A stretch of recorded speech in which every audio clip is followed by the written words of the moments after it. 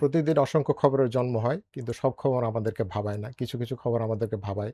কিছু, কিছু খবর নিয়ে আমরা আলোচনা করি, কথা বলি, তর্ক-বিতর্ক করি। তো এই ধরনের খবর নিয়ে প্রথম আলোর নিয়মিত আয়োজন, প্রথম আলোর বার্তা কক্ষে আপনাদের স্বাগত। আজকে আমাদের সঙ্গে আছেন ফিরোজ আহমেদ। তো ফিরোজ আহমেদের অনেক পরিচয়। আমাদের ফিরোজ ভাই অনেক, অনেক পরিচয়। উনি একাধারে রাজনীতিবিদ, একাধারে লেখক, একাধারে রাজনৈতিক বিশ্লেষক। আমি ফেসবুকে দেখি যে উনি নিয়মিত রাজনৈতিক বিষয়ে ওনার মন্তব্য করেন, কমেন্ট করেন এবং সর্বোপরি উনি যেটা ছিলেন সেটা হচ্ছে যে সংবিধান সংস্কার কমিশনের সদস্য। দিনের যে আলোচিত খবর এসব নিয়ে আমরা কথা বলি। তো আজকে আমরা দেখলাম যে রাষ্ট্রপতির পদে নির্বাচন নিয়ে আলোচনা হচ্ছে এবং আপনার ১১ দলের নেতৃত্বে যে আপনার বিরোধী দলীয় জোট থেকে রাষ্ট্রপতি পদে একজনকে মনোনয়ন দেওয়া হয়েছে, অলি আহমদ, কর্নেল অলি আহমেদ। এবং আমরা দেখলাম যে বিএনপিও আপনার ২ জনের জন্য ২টা নমিনেশন পেপার গ্রহণ করেছে। তো এই সূত্রে আমরা যদি আলোচনা করি যে কিছুদিন আগেই আওয়ামী লীগের সময় নিয়োগ পাওয়া যেই রাষ্ট্রপতি শাহাবুদ্দিন আহমেদ, তিনি পদত্যাগ করেছেন। তো আমরা দেখলাম যে তার পদত্যাগের পর বেশ তর্ক-বিতর্ক শুরু হইল আবার নতুন করে এবং অন্তর্বর্তী সরকার ওনার অধীনে শপথ নিয়েছিলেন এবং মানে ওনার বৈধতার প্রশ্ন, আবার সাংবিধানিক ধারাবাহিকতার প্রশ্ন, এই বিষয়গুলো আবার নতুন করে আলোচনা আমরা দেখলাম। তো আপনি যেহেতু সংবিধান সংস্কার কমিশনের সদস্য ছিলেন, তো ওই সংবিধান বা সাংবিধানিক ধারাবাহিকতার জায়গা থেকে যদি একটু জিনিসটা ব্যাখ্যা করেন বা এক্সপ্লেন করেন। ধন্যবাদ আপনাদেরকে এরকম একটা গুরুত্বপূর্ণ বিষয়ে আলোচনার সুযোগ দেওয়ার জন্য। একটা বিষয় তো জরুরি যে জি, যখন একটা অভ্যুত্থান হয় তখন অভ্যুত্থান সবসময় সাংবিধানিক সকল ধারাবাহিকতাকে ভেঙে ফেলে না। হুম, অভ্যুত্থান একটা সীমিত মাত্রার পরিবর্তন রূপান্তর ঘটায়। আর একটা বিপ্লব আসলে একটা রাষ্ট্রের একটা পুরো খোল নলচে পাল্টে ফেলে। জি, তো সেই কারণে মানে বিপ্লব হোক অভ্যুত্থান হোক সবসময় অনেকগুলো জটিল আইনি প্রশ্ন আসে যে আপনি পুরনো সংবিধান রাখবেন কি রাখবেন না, পুরনো যারা রাষ্ট্রের কর্তা ব্যক্তিরা ছিলেন তাদের কি অবস্থা হবে, রাষ্ট্রপতির মতো আলংকারিক হুম, পদগুলোতে কিভাবে যাবে। এবং আপনি দেখবেন যে পক্ষে বিপক্ষে অজস্র যুক্তি এখানে আসে। জি, বাংলাদেশে যেটা মানে একভাবে যেটা ওই জুলাই অভ্যুত্থানের পরে যেটা ঘটলো যে একটা অভ্যুত্থানের মধ্যে আপনারা খেয়াল করেন ৯০-এর অভ্যুত্থানের সাথে আমাদের এই এখনকার অভ্যুত্থানের সবচেয়ে বড় পার্থক্য হচ্ছে এটা যে ৯০-এর অভ্যুত্থানে ৩টা জোট, ৮ দল, ৭ দল, ৫ দল, তাদের কিন্তু ৩টা জোটের প্রায় নিয়ন্ত্রিত একটা গণঅভ্যুত্থান ছিল গণঅভ্যুত্থান সেটা। ছিল, জি। ফলে তাদের একটা সুস্পষ্ট রূপরেখা ছিল কিভাবে তারা পরবর্তীতে সরকার গঠন এবং করবে। হয়তো ভাবনাও ছিল হ্যাঁ, তাদের। ভাবনাও ছিল। এবং সেই অর্থে জনগণের মধ্যে থেকে নতুন কোনো চিন্তা ভাবনা বা প্রশ্ন কিংবা প্রস্তাবের উঠে আসার সুযোগ খুব বেশি ছিল না। কিছু প্রস্তাব বা কিছু জি, পদ্ধতি জি, ছিল কিন্তু সেগুলোর নিয়ে আলোচনা অত বেশি হয় নাই। এবারের কিন্তু গুরুত্বপূর্ণ ব্যাপার হচ্ছে এত স্বতঃস্ফূর্ত অভ্যুত্থান হওয়ার কারণে হুম, কারো একক দল বা জোটের নিয়ন্ত্রণ এটা ছিল না। বরং জি, জনগণের স্বতঃস্ফূর্ত ইয়েটাই গুরুত্বপূর্ণ ছিল। তার ফলে কিন্তু এই রাষ্ট্র নিয়ে কি করা হবে, এই অবশিষ্ট এই হাসিনা সরকারের অবশিষ্ট যে চিহ্ন চুপ্পু, তাকে শাহাবুদ্দিন সাহেব, তাকে নিয়ে কি করা হবে, এটা একটা খুব গুরুত্বপূর্ণ একটা বিষয় হয়েছিল। বিশেষ করে শাহাবুদ্দিন সাহেব নিজেই তার রাষ্ট্রপতি হওয়ার যে গল্পগুলা নিজে হুম, প্রকাশ্যে নানান সময় জি, বলেছেন, সেটাও আমি মনে করব যে কোনো সরকারের জন্য অবমাননাকর। অন্যদিকে যারা একটা ধারাবাহিকতা রক্ষা করতে চায়, এটাকে একটা বিপ্লবের চেহারা পাক, এরকম একটা এটা জিনিস চাচ্ছে চায় না। না। হুম। আবার অন্যদিকে বিপ্লবের আকাঙ্ক্ষাটা অস্পষ্ট। আপনি বিপ্লবী বলে কোনো শক্তি, তার কোনো কর্মসূচি আমরা দেখি নাই। হ্যাঁ, আমরা কি এটার পেছনে বিপ্লব তো বলে কোনো আসলে সুনির্দিষ্ট বিপ্লবী দল ছিল না হ্যাঁ, যে। দল ছিল না। ফলে এটা নৈরাজ্যের হাতে গোটা দেশ পড়বে কিনা সেটাও একটা বড় প্রশ্ন ছিল। ফলে অনেক রকম জটিল তর্ক বিতর্ক সব পক্ষেই কিছু যুক্তি আছে। আপনি যদি বিপ্লব বলে মনে করেন তাহলে তো এটা হইতে পারে না। আবার যদি এটা বিপ্লব না হয় তাহলে জি, তো আপনাকে একটা সীমার মধ্যে পুরো প্রক্রিয়াটা শেষ করতে হবে। ফলে সবটা মিলেই যে পরিস্থিতিটা দাঁড়ালো তার হুম, হুম। ফল হচ্ছে আসলে যেভাবে শপথ গ্রহণ কিংবা পরবর্তী কার্যক্রমগুলো আগালো। কিন্তু আপনি মনে করেন যে বিএনপি তাকে এতদিন রাখলো কেন? বা উনি উনি কি পদত্যাগ করলেন যে, এটা কি উনি স্বেচ্ছায় করলেন না কোনো একটা চাপে? আপনার কি ধারণা? আমার মনে হয় না যে বিএনপি তাকে খুব দীর্ঘ সময় রেখেছে। মানে সরকার গঠন কিন্তু খুব বেশি সময়ের আগে ঘটে নাই। ৬ মাস পরে সরকার বিএনপি গঠন। আসলে একটা নিয়মতান্ত্রিক পদ্ধতিতে সম্ভবত এই কাজটা শেষ করতে চেয়েছে।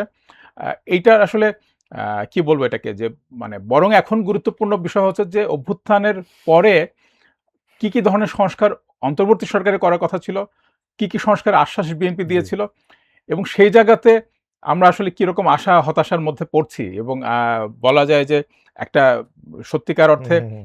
অভ্যুত্থানের একজন সমর্থক হিসেবে আমি তো মনে করি যে একটা হ্যাঁ, হতাশার মধ্যে আমরা হ্যাঁ, আছি। ওই আলোচনায় আসছি।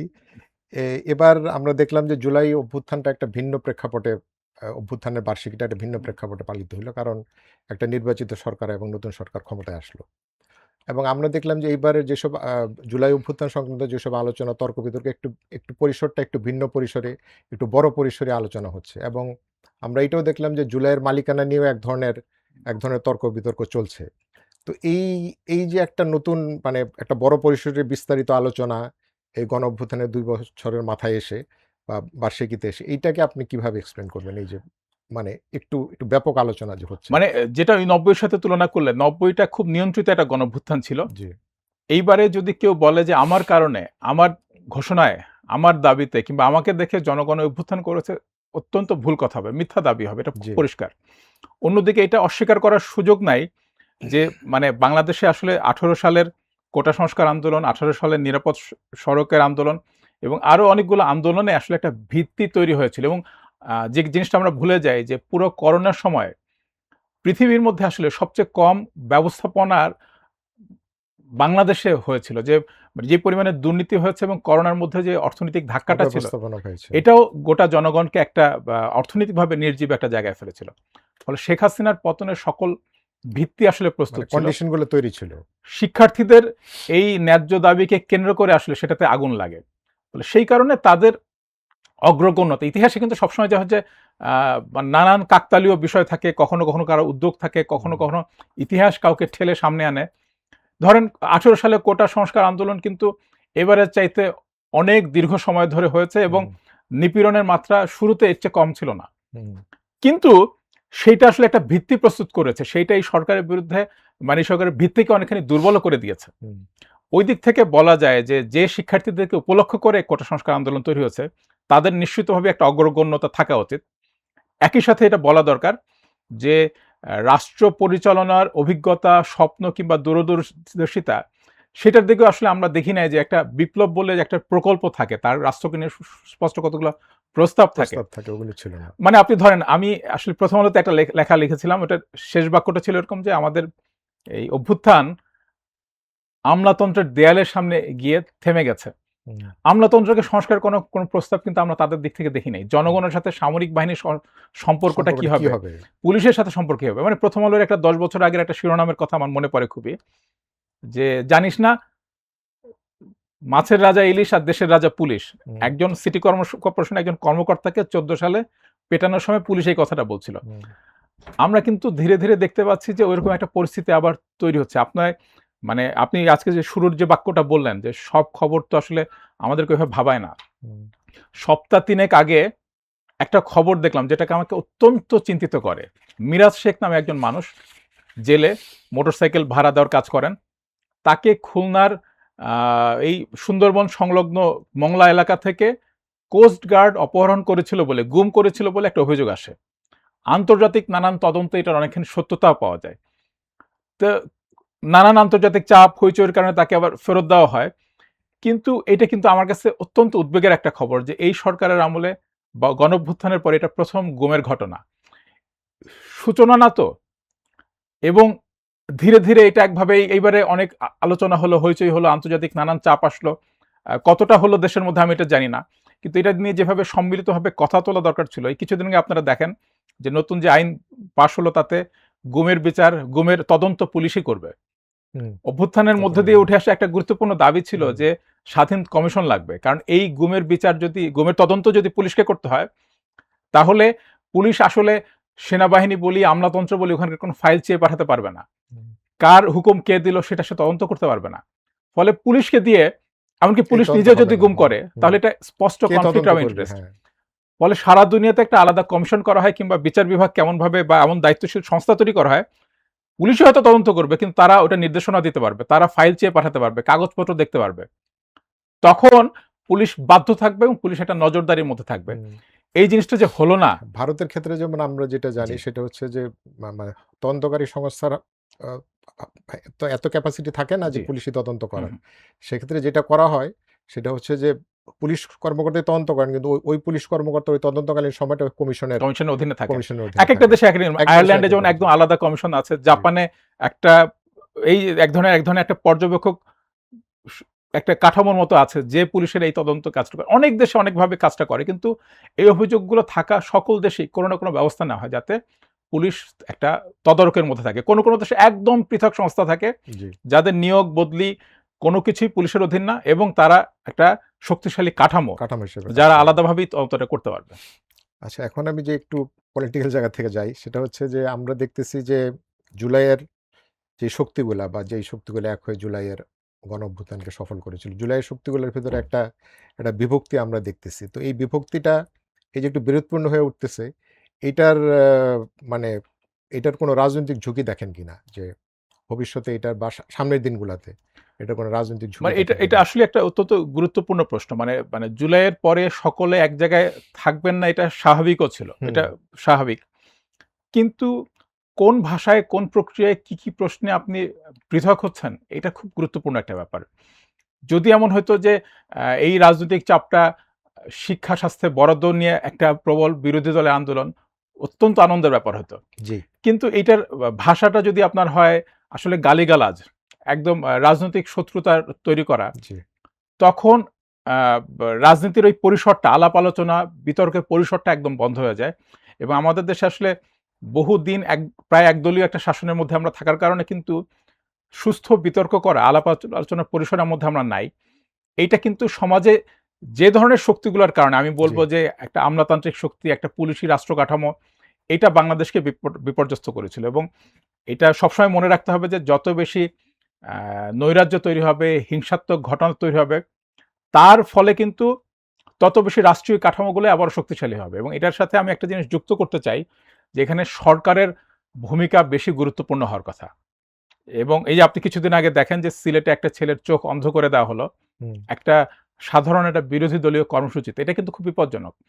আমি বলবো যে যতই নিন্দনীয় ভাষায় বিরোধী দল কথা বলুক, মানুষ তার নিন্দনীয় ভাষাকে নিন্দা করবে কিংবা প্রত্যাখ্যান করবে। কিন্তু সাধারণ মানুষও শান্তি চায়। হামলা বা তো ওর ফলে যদি আপনি শরীরের ভাষায় যান, তাইলে মুখের ভাষা বিপদ। বদলে, জি, এইটা সরকারকে আসলে তার জনসমর্থন কমায় দিবে।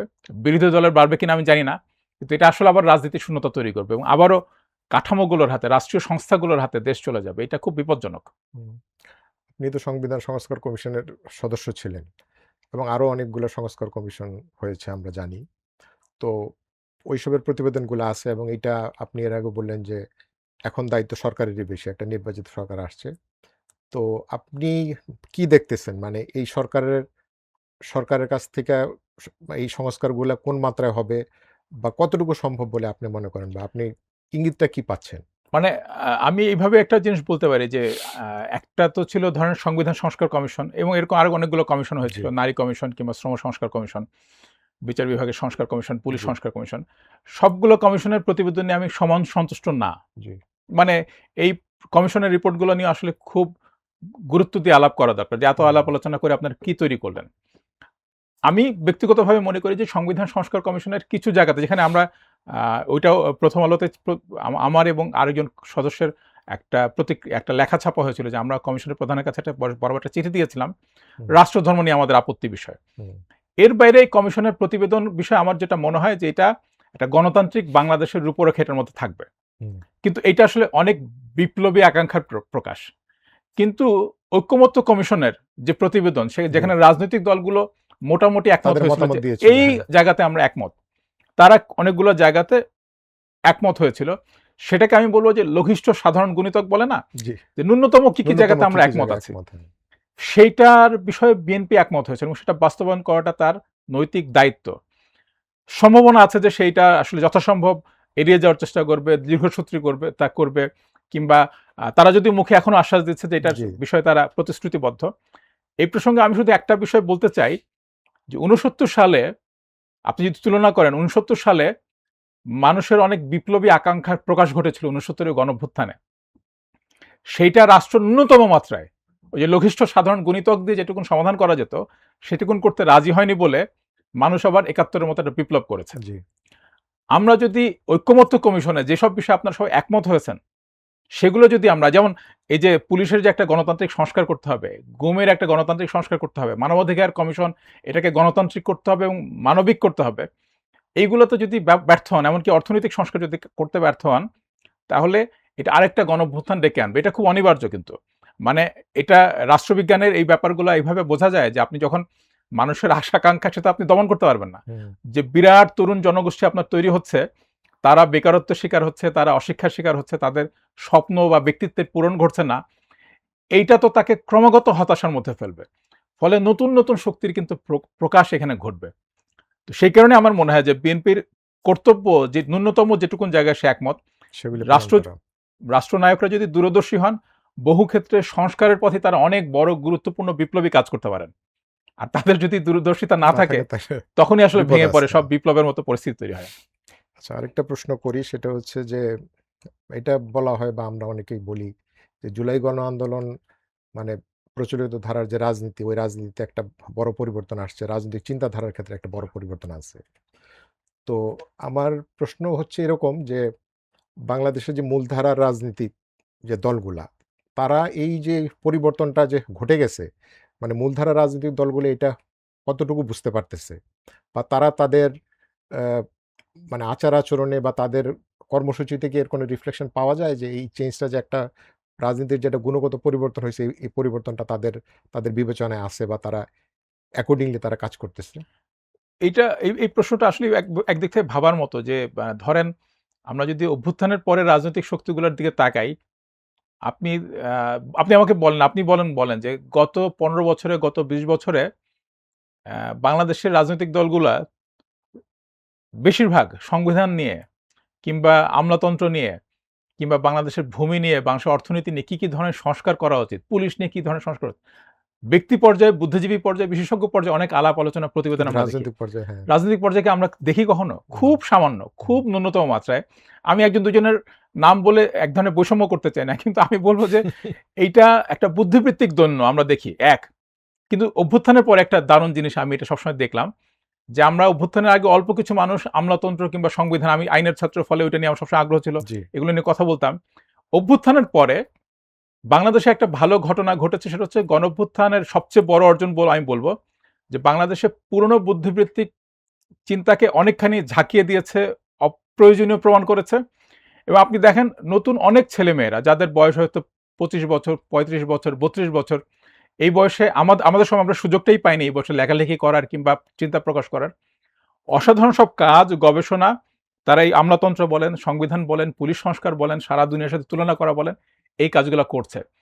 তা আমি বরং বলব ওই অর্থে যে তরুণদের মধ্যে আমি যে বিভাগের ছাত্র ছিলাম, আইন বিভাগে আমি প্রচুর ছেলেমেয়েকে দেখি। কিছুদিন আগে সমাজবিজ্ঞান বিভাগের ৫ জন শিক্ষার্থী, ৫ টা ছেলেমেয়ে, তারা এই গণঅভ্যুত্থানের সামাজিক কারণগুলো বিশ্লেষণ করে ৫ টা পেপার তৈরি করেছে।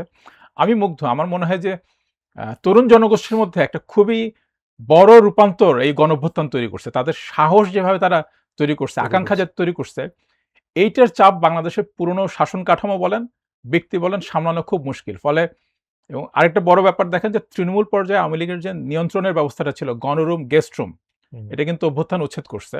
জি। এটা কারো পক্ষে কায়েম করাটা খুব মুশকিলের। এবং গণরুম, গেস্ট রুম আমি বলব যে ৯০ দশকের পরে বাংলাদেশের তরুণদের মধ্যে থেকে বুদ্ধিবৃত্তিক প্রবণতাকে অনেক দুর্বল করে দিছিল। কারণ আপনি পাঠচক্র করতে পারেন না, আলাপ করতে পারেন না, আপনি হলের মধ্যেও শান্তিতে কথা বলতে পারেন না আপনার প্রতিবেশীর সাথে। জি। এটা কিন্তু খুব বিপজ্জনক। ওই জায়গা থেকে তরুণ আমার ধারণা যে কিছুটা মুক্ত। না, কিন্তু আপনি যেটা বললেন যে এই তরুণদেরকে অ্যাকোমোডেট করার মতো মানে পলিটিক্যাল পার্টি, পলিটিক্যাল ফোর্স, একটা হচ্ছে যে এক্সিস্টিং পলিটিক্যাল পার্টিগুলা তাদেরকে নিতে পারবে, না হচ্ছে নতুন কোনো পলিটিক্যাল শক্তির আমার ধারণা যে রাজনীতির দুটোর উত্থান একটা ঘটবে। মিথস্ক্রিয়া হওয়া সম্ভব। যে পুরনোদের মধ্যে থেকেও কিছু, কিছু চিন্তা নিশ্চয়ই তাদের কাজে লাগবে। কারণ কোন কিছু তো শূন্য থেকে আসে না। হুম, এই সবকিছু বিষয়ে কিছু হলেও পুরনো চিন্তা আছে। অন্যদিকে আমরা আসলে যে ধরনের জঞ্জাল কাঁধে নিয়ে একটা জাতি বড় হচ্ছি, মানে কথার কথা যে ধরেন আমরা প্রত্যেকে জানি যে ঢাকার পরিবেশ, বাংলাদেশের পরিবেশ কি ভয়াবহ বিষাক্ত এবং পুরনো সকলের স্বার্থ এই পরিবেশ দূষণের সাথে সম্পর্কিত। তো পরিবেশ বিষয়ে একটা নতুন চিন্তা এবং নতুন কর্মসূচি দেওয়া এবং এটা নিয়ে ভাঙচুরের একটা রাজনীতির ভাঙচুর তৈরি করা, এটা আমার ধারণা নতুন চিন্তার পক্ষে, তরুণদের পক্ষে সম্ভব। পুরনো রাজনৈতিক দলগুলো এগুলো নিয়ে বহু ক্ষেত্রে কথা বলার সাহসই আসলে করবে না। ফলে শুধু পরিবেশ না, এটা নারী প্রশ্ন বলেন। আপনি দেখেন বহু বছর পরে বাংলাদেশে 91 সালে 93 সালে আমরা যখন বিশ্ববিদ্যালয়ে ভর্তি হই, সূর্যাস্ত আইন বিরোধী আন্দোলন হয়েছিল। হুম, এবং এটা আমার ভাবতে ভালো লাগে যে আমাদের বিভাগ, আইন বিভাগের ছেলেমেয়েরা এটাতে নেতৃত্বে ছিলেন, মেয়েরা বিশেষ করে নারীরা। হুম, আমরা তাদের সাথে প্রচুর মিছিল ছিলেন করতাম। আর কি, হ্যাঁ। এত বছর পরে আরেকটা দাবি আসছে যে নারীরা কেন তাদেরকে 9টার সময়, ওই সময় 6টার সময় যেতে ৬টা হতো, ছিল, এখন হ্যাঁ। 9টার সময় কেন যেতে হবে? সূর্যাস্ত আইন ছিল যেটা। সূর্যাস্ত আইন, হ্যাঁ।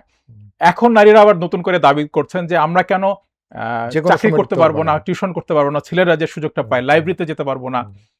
তো ফলে কিন্তু আপনি দেখেন সমাজের মধ্যে এমন সব নতুন নতুন দাবি এবং চাহিদা তৈরি হচ্ছে, আকাঙ্ক্ষা তৈরি হচ্ছে। এটা অভ্যুত্থান তাদেরকে এই সাহসটা আসলে দিয়েছে। মানে একটা বিখ্যাত যে রাজনৈতিক কথা, যে কখনো কখনো ইতিহাস সপ্তাহে অনেক দূর আগায়, বছরের ঘটনা সপ্তাহে হয়। সপ্তাহে হয়। অভ্যুত্থানের মধ্যে আসলে ওইরকম একটা ওইরকম বিরাট একটা বিরাট ব্যাপার থাকে। রূপান্তর জাতির মধ্যে হয়েছে বলে আমার মনে হয়। আচ্ছা, আরেকটা প্রশ্ন করি, সেটা হচ্ছে যে আমরা দেখলাম যে জুলাই পরবর্তী যে বাংলাদেশ, এই জায়গায় একটা ডানপন্থার জি। উত্থান ঘটছে এবং আপনার একটা লেখার সূত্রেই আমি প্রশ্নটা করতে চাই। আপনি ওই যে মানে প্রগতিশীল রাজনীতি বা রাজনীতিবিদদের ভূমিকা নিয়ে একটা একটা লেখা লিখেছিলেন। তো এটা নিয়ে আমরা বেশ মানে ক্রিয়া প্রতিক্রিয়া দেখলাম। তো আমার প্রশ্নটা আপনার কাছে হচ্ছে যে আপনি কি মনে করেন যে আপনি যেই বিষয়টাকে আসলে অ্যাড্রেস করতে চাইলেন বা যেই বিষয়টাকে ধরতে চাইলেন, এটা আপনার বামপন্থী বন্ধুরা কি ভুল বুঝলো কিনা?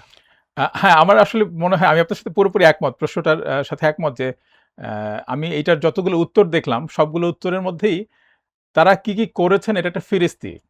আমরা এটার পক্ষে এই তারিখে এই কাজ করেছি। আমি খুব সামান্য ২ টো প্রশ্ন তুলেছি। এক হচ্ছে ১৮ সালে যখন কোটা সংস্কার আন্দোলনটা শুরু হলো, আমার প্রগতিশীল বন্ধুদের বড় অংশ আসলে এই আন্দোলনটাকে বর্জন করেছিলেন, প্রত্যাখ্যান করেছিলেন। এটা ছাত্র সমাজের সাথে একটা বিচ্ছিন্নতার সূচনা করে প্রগতিশীল রাজনীতির। এবং মনে রাখবেন যে এটা বাংলাদেশের ইতিহাসে ১ম একটা দাবি দেওয়ার আন্দোলন, যেটাতে প্রগতিশীলরা শুধু সাথে ছিল না তাই না, তারা তাদের বড় অংশ সক্রিয়ভাবে একটা ছাত্র সংগঠন বাদে সকল ছাত্র সংগঠন এই আন্দোলনটার বিরোধিতা করেছিল। এটা খুব বিপজ্জনক একটা ঘটনা ছিল ১। আর ২ হলো যে শেখ হাসিনার শাসনকে যদি ফ্যাসিবাদী শাসন বলে মনে করি, কিংবা সেটা না করলেও অনেকেই মনে করেন যে এটা খুবই কর্তৃত্বপরায়ণ শাসন। তাহলে এমন একটা ভয়ানক ফ্যাসিবাদী কিংবা কর্তৃত্বপরায়ণ শাসন, সেটার বিরুদ্ধে কোন রকম রাজনৈতিক কর্মসূচিতে আপনি সফল হতে পারছেন না। আপনি খেয়াল করেন আরিয়াল বিলের আন্দোলনের, সফল আন্দোলনের পরে শেখ হাসিনার বিরুদ্ধে কোনো আন্দোলন সফল হয়নি। গুম, খুন, নির্যাতন এটা তো রাজনীতির ভাষা না। গণতান্ত্রিক সমাজে এটা চলে না। এরকম একটা চরম কর্তৃত্বপরায়ণ একটা শাসনামলে আপনি গণতান্ত্রিক শক্তিগুলোর বৃহৎ ঐক্য না গড়ে আপনি সরকার বিরোধী আন্দোলন সফল করতে পারবেন কিনা? প্রগতিশীলরা এই উদ্যোগটা নেয়নি। ফলে কোটা সংস্কারের ভ্রান্তিটাকে সে দূর করতে পারত অনেকখানি, যদি একটা জাতীয় পর্যায়ে গণতান্ত্রিক শক্তিগুলোর সাথে, হুম। কারণ তারা মনে করে মৌলবাদী, আমি যেমন মনে করি মৌলবাদী রাজনৈতিক শক্তিগুলোর মধ্যে একটা ফ্যাসিস্ট প্রবণতা আছে, কিন্তু গণতান্ত্রিক রাজনৈতিক শক্তিগুলোর তো একটা বৃহৎ ঐক্য হতে পারত। এবং সেরকম একটা ঐক্য হলে প্রগতিশীলরা নেতৃত্বের জায়গায় থাকতেন, মানুষের তাকে নিয়ে স্বপ্ন থাকতো। এই যে নতুন তরুণের উত্থানের কথা বলছি, এই তরুণরা দলে দলে প্রগতিশীল শক্তির পেছনে জমায়েত হতো। এইটা এমনকি বিএনপি বড় দল হতে পারে, তার উপরও একটা বিশাল চাপ তৈরি করত। ফলে বাংলাদেশের রাজনৈতিক সমীকরণ একদম সম্পূর্ণ ভিন্ন হতে পারতেন। আমি এই ইতিহাস বিশ্লেষণটা করতে চাচ্ছি হুম। যে এই ২ টা জায়গায় ভুলের কারণে প্রগতিশীলরা মূলত ধাত্রীর ভূমিকায়, সেবা শুশ্রূষা করার ভূমিকায়, সহযাত্রীর ভূমিকায় অভ্যুত্থানের সময়টাতে ছিলেন। কিন্তু নেতৃত্ব দিতে পারেনি। নীতি নির্ধারক হওয়ার জায়গাতে তারা থাকতে পারেন নাই। এইটা প্রগতিশীল রাজনীতিকে ক্ষতিগ্রস্ত করেছে, পেছন দিকে টেনে ধরেছে, এবং এইটা যদি আমরা স্বীকার না করি তাহলে সামনে আগানোটা আমাদের জন্য কঠিন হবে। আপনি মনে করেন যে একটা বড় আত্মসমালোচনার জি, জায়গা আমি তাই মনে করি যে একটা পরিস্থিতি বড় তৈরি হইছে। প্রয়োজন, এবং এটা অত্যন্ত প্রয়োজন আরকি। হুম, এটা ছাড়া আমরা আগাতে পারব না। আচ্ছা। আরেকটা প্রশ্ন করি, সেটা হচ্ছে যে আপনিও বেশ মানে এটা খুব স্বাভাবিক যে যেকোনো গণঅভ্যুত্থানের পর একটা বড় এক্সপেকটেশন তৈরি হয়, আশাবাদ তৈরি হয় এবং খুবই স্বাভাবিকভাবে সেই আশাবাদগুলা আমাদের অনেক কিছু পূরণ হয়নি। হয়তো এক্সপেকটেশন যেটুক হওয়ার কথা বা বাস্তবতার সাথে বাস্তবতার চেয়ে বেশিও আমাদের এক্সপেকটেশন ছিল। কিন্তু এক ধরনের হতাশার কথা আমরা বিভিন্ন সময় শুনি। কিন্তু আমরা যদি এইভাবে দেখি যে জুলাই গণঅভ্যুত্থান কি শুধুই হতাশার? মানে আমি বলছি যে এটা তো একটা উৎসবের জিনিসও। এটা তো একটা সেলিব্রেশনের জিনিসও। কারণ এই আন্দোলনের ভিতর দিয়ে এক হচ্ছে যে অ্যা আমরা স্বৈরাচার বা এত বড় একটা ফ্যাসিস্ট শক্তির আমরা পতন ঘটাইতে পারলাম এবং বা পেরেছে বাংলাদেশের মানুষ। আর সেকেন্ড হচ্ছে যে এত প্রাণের বিনিময়ে এই অর্জনটা তো খুব মানে কম মূল্যের অর্জন না। জি। অনেক মূল্যের একটা কস্টলি অর্জন। তো এইটাকে আপনি কিভাবে দেখেন? কারণ মানে এখন এবার পরিস্থিতিটা অনেকের ক্ষেত্রেই দেখলাম যে, যেহেতু অনেক ক্ষেত্রে আমরা হতাশ বা অনেকে হতাশ। এই হতাশার স্রোতে আমরা কি আমাদের এই এত বড় প্রাপ্তিটাকে কি আমরা একটু করতেছি কিনা, একটু আন্ডারমাইন করতেছি কিনা? অ্যা এটা ব আমি বরং এই বিষয়টাকে এভাবে দেখতে চাই যে জুলাইয়ের শহীদদের প্রতি আমার কৃতজ্ঞতা কখনো শেষ হবে না। এবং জুলাইয়ে যারা আহত হয়েও যারা যুদ্ধে মাঠে ছিলেন, এরা অসাধারণ বীরত্বের একটা পরিচয় দিয়েছেন এবং জুলাইয়ের আমি যখন কি হতে পারত, কি হয়নি সেটা সমালোচনা করি। এর মানে কিন্তু কোনোভাবেই না যে জুলাইয়ের অর্জনকে খাটো করতে চাই। জুলাই মানে বিএনপি কি দাবি বা প্রতিশ্রুতি বাস্তবায়ন করলো কি করলো না তার চাইতে অনেক বড় কথা, জুলাই নিজে অনেক বড় একটা প্লাবনের মতো করে অনেক আবর্জনা পরিষ্কার করে দিয়েছে। এবং এইটা আমি বলব যে আমাদের জনগোষ্ঠীকে ওই যে যেটা বললাম আগে যে সাহস তৈরি করেছে, একটা দাবি আদায়ের সুযোগ তৈরি করে দিয়েছে। এবং আপনি খেয়াল করেন যে পত্রিকা তুলনামূলকভাবে আগের তুলনায় স্বাধীনভাবে কিছু কথা বলতে পারছে। ব্যক্তি মানুষ অনেক হুম, বেশি স্বাধীনতার সাথে কথা বলতে হুম। পারছে। সামাজিক যোগাযোগের মাধ্যমে এটার বিশাল একটা ছাপ আমরা সকল দিক থেকে দেখতে পাবো। এটা অনেক বড় ঘটনা। আমি এটাকে অনেক বড়ভাবে উদযাপন করতে চাই ১। আর ২ হচ্ছে যে কি বলবো যে ব্যা এদিক থেকে বরং দেখা উচিত যে ব্যর্থতাটা শাসক গোষ্ঠীর। সাফল্যটা পুরোটাই জনগণের। ফলে জনগণের শক্তি যে বড় কিছু করতে পারে, হুম। সেইটা আমি নিশ্চিত যে বারবার বাংলাদেশের রাজনীতিতে অভিঘাত ফেলতে থাকবে। আচ্ছা, বিএনপি তো প্রায় সরকারের ৬ মাস হতে যাচ্ছে আরকি। তো এই ৬ মাসটাকে আপনি কিভাবে দেখেন বা কিভাবে মূল্যায়ন করবেন ৬ মাসের যা দেখলেন? আ আমি বলব যে বিএনপি আ এখনো আমি বিএনপির প্রতিশ্রুতির উপর আস্থা রাখতে চাই। কিন্তু আমি বলব যে বিএনপির বেশিরভাগ ক্ষেত্রে তাদের সিদ্ধান্তগুলো আম বলা উচিত যে স্বচ্ছ না এবং আ বহু ক্ষেত্রে বোঝা যাচ্ছে যেমন কথার কথা একটা উদাহরণ দেই আমি। আমি এটার পক্ষে বিপক্ষে কোনো অবস্থান নেইনি। আমি শুধু জানতে চেয়েছি যে পদ্মা ব্যারেজ প্রকল্পটা এটার এই সবগুলো ধরেন আপনার যে পরিবেশ ছাড়পত্র দরকার, এটার যে আরো অনেকগুলো ইকোনমিক ভায়াবিলিটি কটুক বা অন্যান্য অনেকগুলো অ্যাসেসমেন্ট দরকার, সেগুলো সবই অনেক পুরনো। অনেকগুলো জিনিস হয় নাই। তো তাইলে এটা নিয়ে সংশ্লিষ্ট বিশেষজ্ঞদের সাথে কথা না বলে আপনি সিদ্ধান্তটা নিয়ে ফেলেন না। যদি প্রয়োজন মনে করেন দেশবাসীর মতো আমিও রাজি থাকবো বা একটা জিনিস কেউ রাজি বা রাজি না হোক অন্তত স্বচ্ছ আলোচনার পরে হলে হয় কি যে অনেক প্রশ্ন নাই হয়ে যায়। কিন্তু যে প্রক্রিয়ায় এটা মানে মানে করার কথা ঘোষণা করা হচ্ছে ওই প্রক্রিয়াটা বিপজ্জনক। আমার বক্তব্য হচ্ছে এটা যে আ প্রকল্পটা হয়তো প্রয়োজন। আবার আলোচনা শেষের প্রয়োজন নাও তো দেখা দিতে পারে। কিন্তু এই প্রক্রিয়াটা আমার কাছে বিপজ্জনক লাগে। মার্কিন চুক্তির ব্যাপারেও একই কথা। যেটা নিয়েও জনগণের সাথে আরো খোলামেলা আলাপ করাটা তাদের দরকার। এবং এরকম আরো বহু প্রসঙ্গে বলা যাবে এটা যে তো আর এই সরকার করেনি, এটা করছে না কিন্তু আপনাদের এই আগের সরকার। চুক্তি নিয়ে তাদের ধারণা কি? তারা কি মনে করেন? সেই বিষয়গুলো কিন্তু আমরা পরিষ্কারভাবে দেখতে পাচ্ছি না।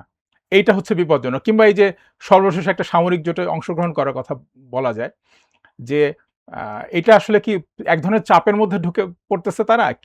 নাকি এটার মধ্যে একটা সুস্পষ্ট আন্তর্জাতিক নীতি আছে? পররাষ্ট্র নীতিটা কি তাহলে? একেক ধরনের একেক সময় একেক কথাবার্তা বলা এবং আমি বলব যে এই বেশিরভাগ বিষয়ে বিশেষজ্ঞদের সাথে আলাপ না করা মানে একটা গণতান্ত্রিক সরকার কিন্তু কিছু একটা করার আগে নানান ফোরামে সেটা নিয়ে আলাপ তোলে আলাপ করতে পারে। হ্যাঁ। এবং এই আলাপগুলো যখন ধীরে ধীরে দানা বাঁধে পক্ষে বিপক্ষে যুক্তি তৈরি হয় মানুষের মধ্যে আলাপের সংস্কৃতিটাও সেভাবে বাড়ে। তো এটা তো গণতান্ত্রিক আমলে এসে হওয়ার কথা। সেই চর্চাটা কিন্তু আমরা দেখতে পাচ্ছি না। ওদিক থেকে বিএনপির মূল্যায়ন আমি এত অল্প সময়ে করতে যাচ্ছি না। কিন্তু আমি খুব উঁচু নাম্বার দিতে পারবো সেটাও বলতে পারব না। আপনাকে ধন্যবাদ ফিরোজ ভাই। আপনাকে অনেক ধন্যবাদ।